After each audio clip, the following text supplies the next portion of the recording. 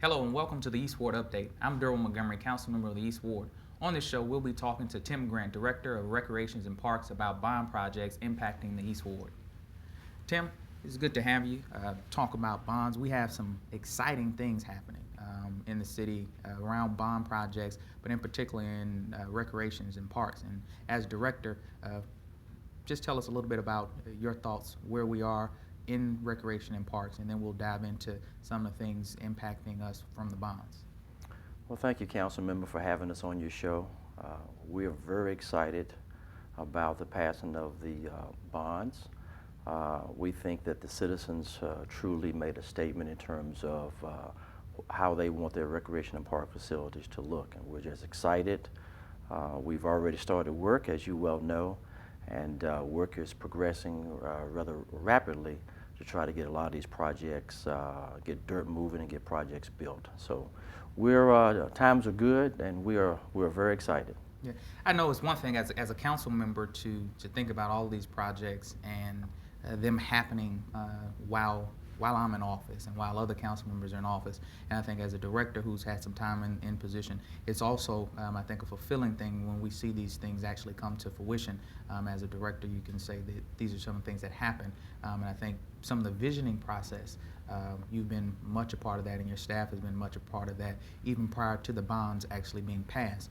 There were a lot of process that took place, that these bond projects just didn't happen overnight, but there were a lot of time spent by staff, community, really looking at our parks and recreations and building out what is the vision that we want to have for our recreations and parks as a community, for we see those as assets in our community. So how do we look at them today, and then how do we look at them in the future? So there was a lot of time spent in developing that vision, correct? Absolutely, very correct.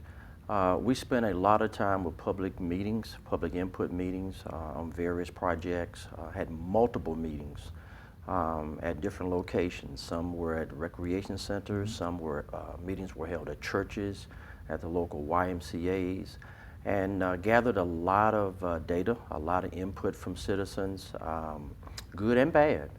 Citizens had comments about what they would like to see.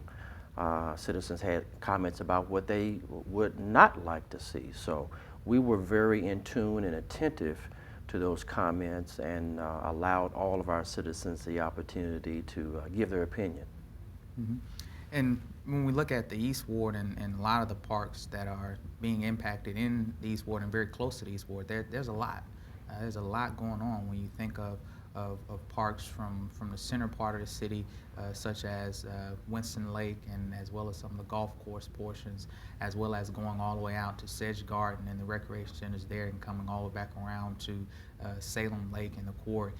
That when even these have several phases in many of these projects, and so even with some of the first phases in some of these things, the community, I think, is going to be very impressed and is going to be better because of those projects. Is there any particular project that is most exciting out of the ones that's going to impact the East Ward that you're very, very excited about? Well, you know, Councilmember, you can't ask me if I'm excited and if I'm going to pick a project. I think that if you live in the East Ward, you certainly have to be excited in terms of the type of projects that will be taking place there. When you go back and look at Winston Lake Park, the impact that park has had on the total community of Winston-Salem for so many years, and to be able to go back there now and to make some major improvements to Winston Lake Park to make it more of a destination. As you well know, we're adding a pool or an aquatic facility there that may be a combination of a pool, a lazy river, pretty good sized water spray ground, an opportunity for people of all ages to be able to come out and utilize that, as well as improving parking, making Winston Lake Park a little bit more pedestrian friendly, so people can walk and ride a bike and not have to get in the main road that takes you through the park. So we're very excited about that. There are also improvements scheduled again through the bond for Winston Lake Golf Course. We received a substantial amount of money again to go back in and do some cart path redevelopment, repaving of the cart path, some bunker work, as well as to move the driving range, the tee box on the driving range back behind the old road to lengthen the driving range, as well as to come on board and build a new picnic pavilion there. So we really are very excited with that, because we'll get the opportunity to also create some better sight lines of Winston Lake Park. As you well know, the real jewel out at Winston Lake is the lake itself, and being able to get people where they can access it, eventually hopefully better fishing opportunities, better maybe some boating opportunities or some activities actually on the lake itself. But more importantly, getting people around the lake so you can walk, run, or ride a bike completely around that great body of water. As you well know, I'm excited about everything. We've got the improvements that are coming up at Happy Hill Park, kind of a total repurposing of that park. Again, you've got an outdoor aquatic facility that's going to be revamped or redone there, new and improved picnic shelters, playground opportunities. We're actually working on a design now to repurpose the tennis courts and turn them into a kind of a multi-purpose use area that you could actually go into and play soccer on. And just making more improvements there, landscaping improvements, more visibility there, and really repurposing that park. When you talk about the East Ward or the Southeast or any ward, you've got to mention the quarry. Probably the most exciting project I think that any community could ever have. You've got 220 acres over there with a 12-acre lake, trying to get that property up and running. There's a lot of cleanup that's got to take place. The Greenway, the Walltown Peachtree Greenway, is going to be extended all the way over to Walltown, so we'll have a direct connection from Walltown to get people to the Salem Creek Greenway, which then opens up so many opportunities to get back over to Reynolds Park Road, to get to Salem Lake, to get to Winston-Salem State University, to get to the Salvation Army and Boys and Girls Club, to get even down to the Southeast Gateway and connect to the Strollway and get into downtown. The opportunity to get to the Marketplace Mall. So very excited about that, to get the quarry piece up and running, and just being able in phase one to get people on the property. Right. A lot of passive recreational opportunities will be a part of phase one, but just getting the property clean and getting people there and getting people on the property. And I think really my vision is to have a very exciting location there where you can rent picnic shelters and see this great view of downtown Winston-Salem, and even see on a clear day Pilot Mountain. So of course that's the quarry. There's some improvements that will be happening at Sage Garden, as you well know. The new gymnasium is going in at Sage Garden. We're extremely excited about that. Our activities at Sage Garden have improved over years. We've got good staff out there, and we really think that a gymnasium is going to really add to the activities that can be offered in that particular community. There's a new playground being installed at Sage Garden as we speak, so we're very excited about that, even though that was not bond money. That was money that council approved in our capital projects from a couple of years ago, so we're very excited about that. And just being able to look at Salem Lake, another bond project, the opportunities there to improve fishing, boating, trail access, safety, picnic shelters.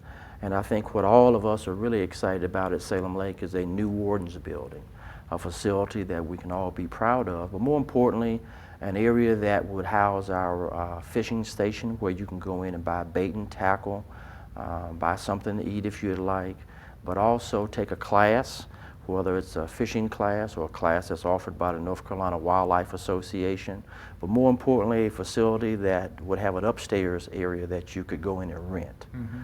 It's beautiful at Salem Lake. I know a lot of people go there spring and summer, but you know, we've had a lot of snow this year. It's just gorgeous after a snow, and the opportunity for the city to create somewhat of a revenue stream by hosting wedding receptions and birthday parties and different events and meetings. And we're just very happy and very excited that the citizens really supported the bonds and that they really value their recreational opportunities here in the city of Winston-Salem. And so when we think about these projects in particular, and we think about recreation and parks, why are these items important, in particular when we think about recreation and parks? Why is that important to community? Well, I think one of the things you have to look at is what does the total community offer? And I know you and your colleagues are always concerned about economic development and bringing in new businesses and corporations here, which help the overall economy as well as improves the tax base. There's been a number of research articles that have been published about the economic impact upon good park and rec facilities, whether it's greenways, whether it's athletic fields, whether it's recreation centers. People always look for a place to live, a place to work, and more importantly in my business, a place to play, a place where they can get out and exercise, where their kids can get out and exercise and socialize, where senior citizens can have an opportunity not to sit at home, but to go out and be a part of a senior citizen club. That socialization that we make upon our citizens is truly impactful. And we think that will make Winston-Salem a first-class city. You know, we've always had great facilities here, and the thing that is exciting is that we're impacting facilities that have been in existence here. I think we might have 2 new designs as part of the bond package, but if you look at all of the other projects that we have, you're really impacting facilities that have been here for years, and a lot of these facilities provide great numbers in terms of participation. And in that, I hear you saying quality of life. You know, it's about how do we continue to expand that quality of life for our community. It's a conversation that I think we've had as a community, we've had individuals. We don't always use the term quality of life or use some of those pieces, but there are certain things, as you said, that you look for as an individual, that corporations look for when they're coming in, and as families, and individuals look for when they're looking at neighborhoods and communities. What are the assets in this community, and how can I leverage those? And especially if you have public opportunities in neighborhoods and communities, that is a even greater asset to have in those neighborhoods and communities. When I think about some of the stories, hearing from residents that have been in the community for years and years, and they talk about some of the recreation facilities, and they talk about certain things that have been in existence. It's just that over time, as we know, everything changes, but to be able to rejuvenate some of these areas and bring some of those things that people want. And in particular, one that I think about is bringing back some type of aquatic or swimming opportunities that we're going to see at Winston Lake Park, which is something that I think the community is very excited about. We had a meeting recently, community, and was talking about the different projects in the area. When mentioned the fact that there will be this water feature at Winston Lake Park, the room clapped. Just as the fact that several of pools over time in the area went away. But I think that it's going to be very exciting to have this public space in the neighborhood and in the community. And the same thing when you look at other parts of our community. When you go out to the Sedge Garden and see the addition there, that gymnasium, as you said, I think that's going to create even more opportunities in that part of our community for public spaces for community and programming that can begin to meet needs that may or may not be currently met in the area right now. And it's all about that quality of life. How do we continue to urge that quality of life? How do we continue to make sure that people are up and moving, that we're creating that healthier community, that we're creating that community that's connected? And I think recreation and parks plays a vital role in both the health and vitality of our community, but then also creating spaces where people are able to connect. When you think about neighborhood and community, it's about connecting, people connecting, and oftentimes they connect over like things. And our rec centers, our neighborhood centers, those create those opportunities for people to come together, people to connect.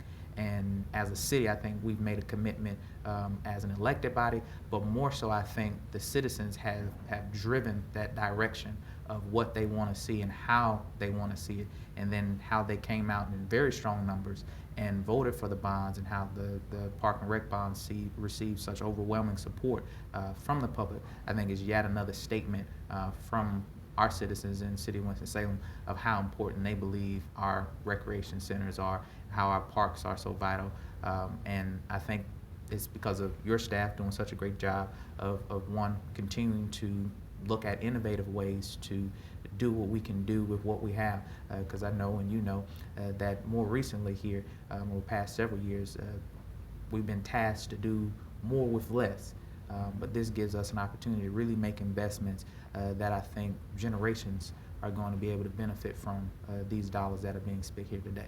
Absolutely, Councilmember, and I might add, you know, great cities have great parks and rec programs, and certainly Winston-Salem is a great city, and we're excited.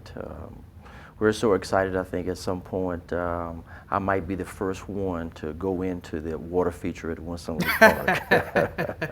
We're going to have to schedule that in the summertime, the opening of that, so we can see that.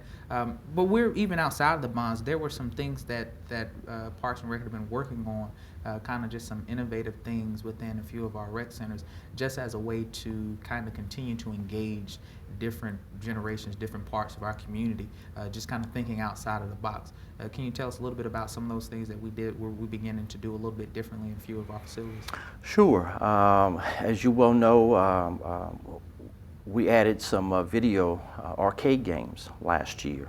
Added up at Haynes Hosiery. We hope to bring on board, well, we added Haynes Hosiery last year with arcade games and William C. Sims arcade games. We hope this year to bring on, this summer to bring on 14th Street and maybe one other location.